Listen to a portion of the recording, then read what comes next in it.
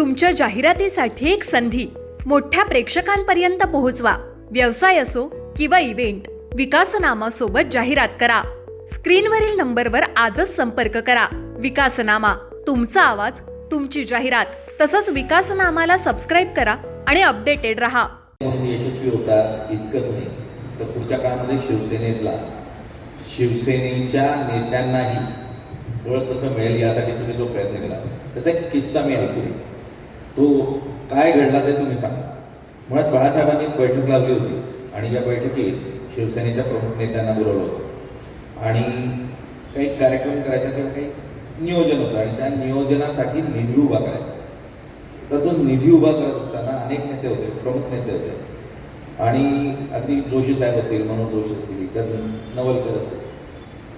बाळासाहेबांनी सांगितलं की किती निधी तुम्ही देऊ शकाल यासाठी म्हणून उभा करू. कोणी 1 लाख सांगितलं, कोणी 2 लाख सांगितलं. 2-3 लाख 5 लाखाच्या वर कोणाची मदत काही जाईना. तेवढ्या त्या बैठकीतला एक तरुण हा मागून उठतो आणि म्हणतो मी 1 कोटी रुपये देणार. बरं, ही 90च्या दशकातली गोष्ट. तर तो जो तरुण होता तो गणेश नाईक साहेब होते. साहेब काय झालं होतं? 90 साली शिवसेना चांगलं यश मिळालं. साधारण त्यावेळेला 45 आमदार निवडून आले. भुजबळ साहेब आणि मनोज जोशी साहेबांमध्ये स्पर्धा होती, विरोधी पक्षनेता कोण हवा. काही कारण परत्वे मनोज जोशींना विरोधी पक्षनेतेपद मिळालं आणि भुजबळ साहेबांच्या मनात नाराजी होतीच. परिणामी 92 साली भुजबळ साहेबांनी मराठवाड्यातले काही पश्चिम महाराष्ट्रातले आमदार घेऊन 17 लोकांना बाहेर काढलं आणि मनोज जोशींचं विरोधी पक्षनेतेपद गेले. त्याच्यातल्या साधारणपणे 6-7 लोकांना परत मी आणलं.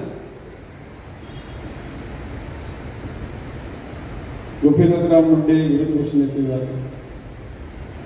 मग बाळासाहेबांनी मला बोलवलं की गणेश जाधव तू गटनेते करायचे. त्यावेळेला त्यांना सांगितलं की बाबा जे लीलाधर डाके आहेत, दत्ताजी नलावडे आहेत, म्हणजे हे पहिल्या फलीचे आहेत, मी दुसऱ्या फलीचे आहेत. तुम्ही त्यांचा विचार करा, नंतर माझा विचार करा. त्याच्यामध्ये मला तुला दिला आणि मी माझी इच्छा नसताना मग त्यावेळेला मी गटनेता झालो. गटनेता झाल्यानंतर त्यावेळेला नेते लोकांची उंची 100 फुटावर, आमदार 25 फुटावर. मग मी गटनेता झाल्यानंतर आमदारांची स्ट्रेंथ साधारण वाढवून ती साधारण 35 फुटावर आली, म्हणजे 10 फूट प्लस. आणि 100 फुटातल्या नेत्या लोकांना जरा 80 फुटावर आणलं. ती गॅप कमी केली आणि कारभार चालू आहे.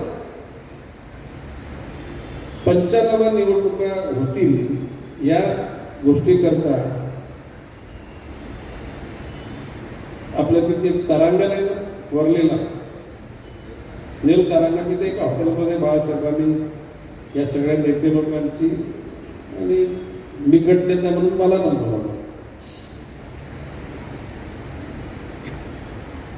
मनोज जोशी, सुधीर जोशी, दत्ताजी नलावडे, सरपंच गाड, मी असे सगळे बसले असताना त्यावेळेला सध्या सरपंच सांगितलं की आम्ही आमच्या युनियनतर्फे 5 लाख रुपये देतो.